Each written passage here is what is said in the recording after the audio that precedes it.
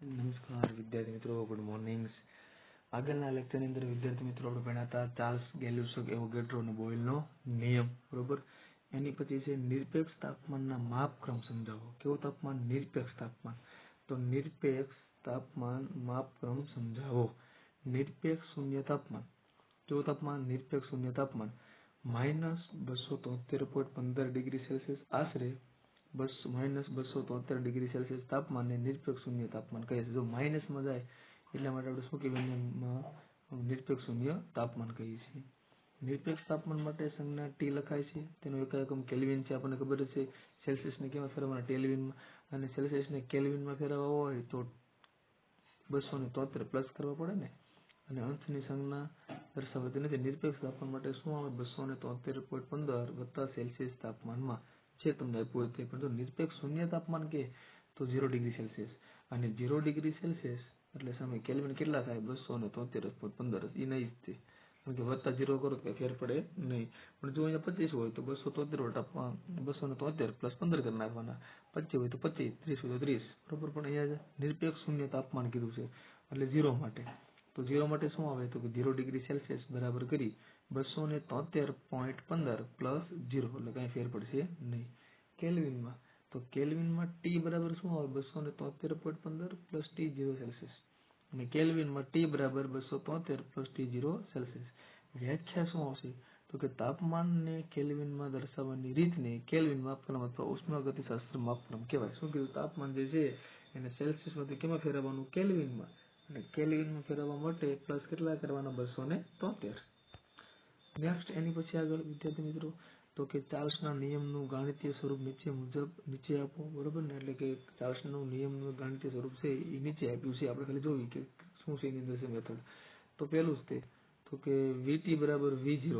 VT બરાબર V0 273.15 plus T0 Celsius છેદમાં 273 degree Celsius. આ સૂત્ર ઉપરથી આલેખ V વિરુદ્ધ T ના કેલ્વિનમાં સમજાવો. તો VT બરાબર V0 273.15 પ્લસ T છેદમાં 273.15. તો VT બરાબર V0 273 છેદમાં 273 પ્લસ V0 T0 સેલ્સિયસ છેદમાં 273. તો VT બરાબર V0 273 ઉડી ગયા, બરોબર. ખ્યાલ આવ્યો ને કેવી રીતના? જો આને ગુણાકાર પેલા મેં આની હારે કર્યો એટલે આના છેદમાં આ, પછી એનો ગુણાકાર આની હારે કર્યો ટી હારે એટલે એના છેદમાં ઈ. એટલે આમાં આવે VT બરાબર V0 273 છેદમાં 273. આ બંને કેન્સલ થઈ ગયા. એટલે શું આવ્યું? VT બરાબર V0 પ્લસ V0 T છેદમાં 273. આ સૂત્ર મુજબ છે ગ્રાફ છે કેવો મળે? રેખાનો ગ્રાફ. અને રેખા એટલે શું થાય? y બરાબર mx પ્લસ c. y બરાબર mx પ્લસ c. જેથી કદ v વિરુદ્ધ સેલ્સિયસમાં તાપમાનનો આલેખ ઉર્ધ્વ ઢાળને સુરેખ, બરોબર ને. એટલે જેથી કદ વિરુદ્ધ સેલ્સિયસના તાપમાનમાં v વિરુદ્ધ સેલ્સિયસમાં તાપમાનનો આલેખ ઉર્ધ્વ ઢાળને સુરેખ છે. તેથી જ્યાં ઢાળ બરાબર tan θ બરાબર V0 બાય 273 અંતર છેદ બરાબર V0. આગળ એની પછી તો કે ગ્રાફ આપણે દોરવી તો 100 ડિગ્રી સેલ્સિયસ, 200 ડિગ્રી સેલ્સિયસ અને 300 ડિગ્રી સેલ્સિયસ. આ બધું માઇનસમાં -100 -200 -300 273 -273 ડિગ્રી સેલ્સિયસ એટલે થીટા. અને V0 વચ્ચેનો ગેપ છે એટલે V. એટલે આમ વિદ્યાર્થી તમે જોવા જાવ તો 100 ડિગ્રી, 200 ડિગ્રી અને 300 ડિગ્રી સેલ્સિયસ, બરોબર. અને આ બધું -100 -200 અને -300 સેલ્સિયસ, બરોબર. તો -273 ડિગ્રી સેલ્સિયસ અને થીટા અને બે વચ્ચેનો ગેપ છે એટલે V0 એટલે કે V0 થી V, બરોબર ને. આગળ એની પછી તો પેસિફિક મહાસાગરમાં તરતું જહાજ, એક એક્ઝામ્પલ તમને આપ્યું છે કે પેસિફિક મહાસાગરમાં તરતું જહાજ જ્યાં તાપમાન 23.4 ડિગ્રી સેલ્સિયસ છે. એટલે આનો મતલબ એવો થયો કે એક પેસિફિક મહાસાગરમાં તરતું જહાજ જ્યાં તાપમાન 23.4 ડિગ્રી સેલ્સિયસ છે, ત્યાં એક બલૂનનો ફુગ્ગો 2 લિટર વાયુથી ભરેલો છે. જુઓ, ત્યાં એક બલૂનનો ફુગ્ગો જે છે એ 2 લિટર વાયુથી ભરેલો છે. અને આ જહાજ જ્યારે હિન્દ મહાસાગરમાં પહોંચે છે, જ્યારે આ સાગર પેસિફિકમાંથી ક્યાં પહોંચે છે? હિન્દમાં. એટલે આ જહાજ હિન્દ મહાસાગરમાં પહોંચે છે જ્યાં તાપમાન 26.1 ડિગ્રી સેલ્સિયસ છે. જ્યાં તાપમાન કેટલું છે? 26.1 ડિગ્રી સેલ્સિયસ છે ત્યારે તેનું કદ કેટલું હશે? તો પ્રારંભમાં તાપમાન બરાબર કરી 23.4 વત્તા 273 કેલ્વિન, તો 296.4 કેલ્વિન બરાબર T1. બીજું તમને કીધું છે કે પ્રારંભમાં બલૂનનું કદ V1 બરાબર 2L, અંતમાં બલૂનનું કદ V2 કેટલું થશે? તો પ્રારંભમાં બલૂનનું કદ V1 બરાબર 2L અને અંતમાં બલૂનનું કદ V2 બરાબર કેટલું? અને અંતમાં બલૂનનું તાપમાન 26.1 વત્તા 273 છે. કેટલું કીધું? અંતમાં બલૂનનું તાપમાન 26.1 વત્તા 273 કેલ્વિન છે. એટલે જે તાપમાન આપ્યું હતું એની અંદર કેટલા એડ કરવાના? 273 એડ કરી દેવાના. એટલે 26.1 વત્તા 273 કેલ્વિન એટલે 299.K. બરોબર. બીજું શું કીધું છે? 2 લિટર વાયુથી ભરેલો છે. બરોબર. તો તેનું કદ ગોતો. એક કદ આપણને આપ્યું છે, 2 તાપમાન આપ્યા, એક કદ ગોતવાનું છે. એટલે V2 આપણે ગોતવાના છે, V1 આપેલા છે. હવે અંતમાં બલૂનનું તાપમાન ખ્યાલ આવી, વાયુના બલૂનમાં જેથી વાયુનો જથ્થો નિયત છે, બલૂન મહાસાગર જહાજ ઉપર જેથી વાયુનું દબાણ P બરાબર અચળ છે. વાયુનો જથ્થો અને દબાણ અચળ હોવાથી ચાર્લ્સના નિયમ પ્રમાણે V1/T1 V2/T2. બરોબર. આની અંદર બધી કિંમત આપણને આપી છે. આપણે V2 નું સૂત્ર અવકલન કરતા કરવાના. તો શું આવે? V1 ગુણ્યા T2 છેદમાં T1. V1 એટલે કે એક કદ, ફુગાનું કદ છે, બલૂનનું કદ કેટલું છે? 2 લિટર 2L. બરોબર ને? 2 લિટર ગુણ્યા T1, તો T1 કેટલું થશે તાપમાન? તો કે T1 તાપમાન 296, સોરી T1 T2 કેટલું છે? 299.1, તો 299.1 છેદમાં 296.4 K. તો 2 લિટર ગુણ્યા 299.1 એને ગુણ્યા અને ભાગે કેટલા કરવાના? તો કે 296.4 એટલે કેટલો જવાબ આવે? 2.018. કેટલો આવશે? 2.018. એની પછી છે કે પદ ઉદાહરણથી સમજાવો. સમતાપી એટલે શું? જે આલેખ અચળ તાપમાને વાયુના કદ વિરુદ્ધ દબાણનો હોય તેને સમતાપી કહેવાય. જેમાં તાપમાન સમાન હોય, બીજું કાંઈ નહીં. કે જે આલેખ અચળ તાપમાને વાયુના કદ વિરુદ્ધ દબાણનો હોય તેને સમતાપી કહે છે. નેક્સ્ટ તો કે પદમાં ઉદાહરણ આપી સમજાવો કે આઇસોકોર એટલે શું? વાયુના દબાણ વિરુદ્ધ તાપમાનને આલેખને આઇસોકોર કહે છે. કીધું ને સમકદી. સમકદીમાં શું હોય? અચળ કદ હોય અને સમકદી કહેવાય, સમકદ કહેવાય. બરોબર. પછી સમદાબી આવશે જેમાં દબાણ સમાન હોય. એટલે વાયુના દબાણ વિરુદ્ધ તાપમાનના આલેખને અચળ કદે આઇસોકોર કહે છે. જો જ્યારે દબાણ સમાન હોય ત્યારે એને આઇસોકોર કહેવાય, જેને સમકદી કહેવાય. કદ સમાન હોય. એ કોના નિયમનો આધાર છે? ગેલ્યુસેકના નિયમને આધારે.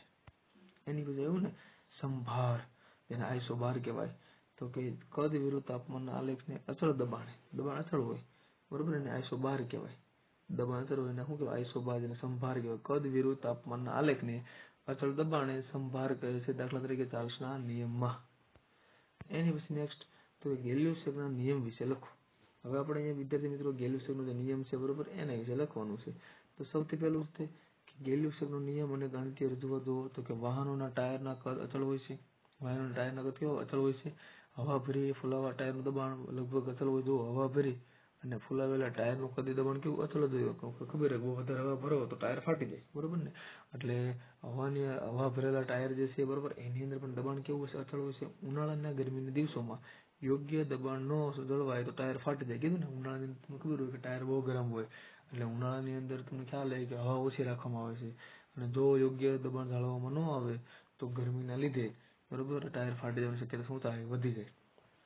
શિયાળાની ઠંડી સવારમાં ટાયરમાં દબાણ ઘટેલું જણાય. જુઓ, અને શિયાળાની ઠંડી હોય એટલા માટે તમને સવારના પોરમાં ટાયરનું દબાણ છે થોડું ઘટેલું હોય ને એવું લાગતું હોય છે.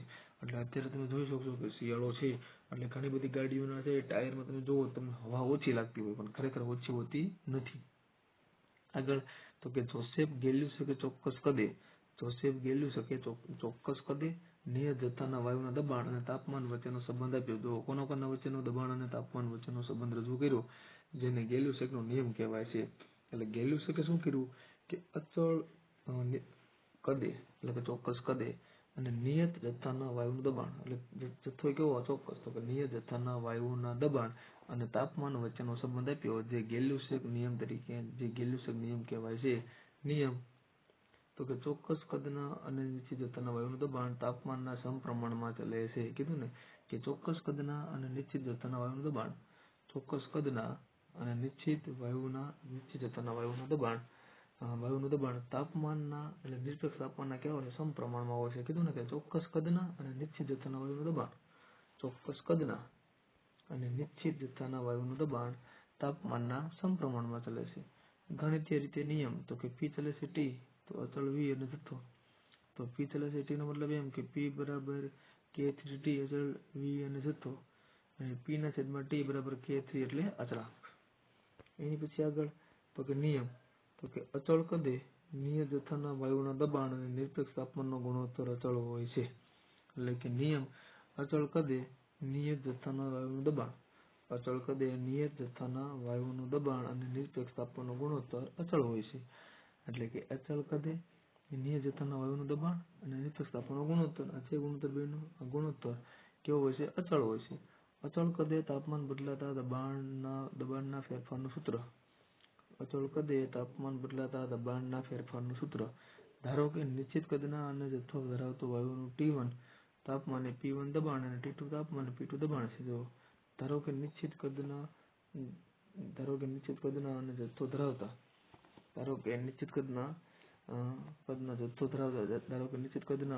ધરાવતા વાયુનું T1 તાપમાને અને P1 દબાણે અને T2 તાપમાને P2 દબાણે છે તો ચાર્લ્સના નિયમ પ્રમાણે P1 ના છેદમાં T1 બરાબર P2 ના છેદમાં T2 P1 ના છેદમાં T1 બરાબર P2 ના છેદમાં T2 એટલે P1 ના છેદમાં P2 અને T1 ના છેદમાં T2. એની પછી આગળ તો કે તથા P1 T2 બરાબર છેદમાં P2 બરાબર કે P2 T1 આ ગેલ્યુસેકના નિયમોને આલેખ આઇસોકોર સમકક્ષ જો ગેલ્યુસેકના નિયમો આલેખને આઇસોકોર સમકક્ષ વાયુના ચોક્કસ મોલર કદે દબાણ વિરુદ્ધ તાપમાનનો આલેખ નીચે પ્રમાણે છે. એટલે વાયુના ચોક્કસ મોલર કદે દબાણ વિરુદ્ધ તાપમાનનો આલેખ નીચે પ્રમાણે છે. એની પછી છે તો કે તાપમાન કે વિરુદ્ધ દબાણનું ગ્રાફ દોરવાનું V1 V2 V3 V4 એટલે V1 V2 V3 V4 તાપમાન કે દબાણ 12 આ આલેખ સુરેખ અને ધન ઢાળ ધરાવતો હોય છે. કીધું ને આ આલેખ જે છે એ સુરેખ અને ધન ઢાળ ધરાવતો હોય છે. અલગ અલગ કદ V1 V2 V3 V4 ની દરેક રેખા આઇસોકોર કદ અચળ છે. કીધું ને કે અલગ અલગ કદે V1 V2 V3 V4 ની દરેક રેખા આઇસોકોર કદ અચળ છે. બધા જ આલેખને નીચા તાપમાન તરફ લંબાવતા ઉદ્ગમ બિંદુએ ભેગા થાય છે. કીધું ને બધા જ આલેખને નીચા તાપમાન તરફ લંબાવતા ઉદ્ગમ બિંદુએ ભેગા થાય છે. 0 કેલ્વિન તાપમાને દબાણ શૂન્ય છે. કીધું ને 0 કેલ્વિન તાપમાને દબાણ કેવું છે શૂન્ય છે. એટલે કે 0 કેલ્વિન તાપમાને વાયુ અવસ્થા રહેતી નથી. એટલે કે 0 કેલ્વિન તાપમાને દબાણ શૂન્ય છે. એટલે કે 0 કેલ્વિન તાપમાને વાયુ અવસ્થા રહેતી નથી. બોયલ અને ચાર્લ્સના નિયમ વડે ગેલ્યુસેકનો નિયમ મેળવી કે ઉપજાવી શકાય છે. એટલે 0 કેલ્વિન તાપમાને દબાણ શૂન્ય છે. 0 કેલ્વિન તાપમાને દબાણ શૂન્ય છે. એટલે કે 0 કેલ્વિન તાપમાને વાયુ અવસ્થા રહેતી નથી. બોયલ અને ચાર્લ્સના નિયમ વડે ગેલ્યુસેકનો નિયમ મેળવી કે ઉપજાવી શકાય છે. એટલે કે બોયલ અને ચાર્લ્સના નિયમ વડે ગેલ્યુસેકનો નિયમ મેળવી કે ઉપજાવી શકાય છે.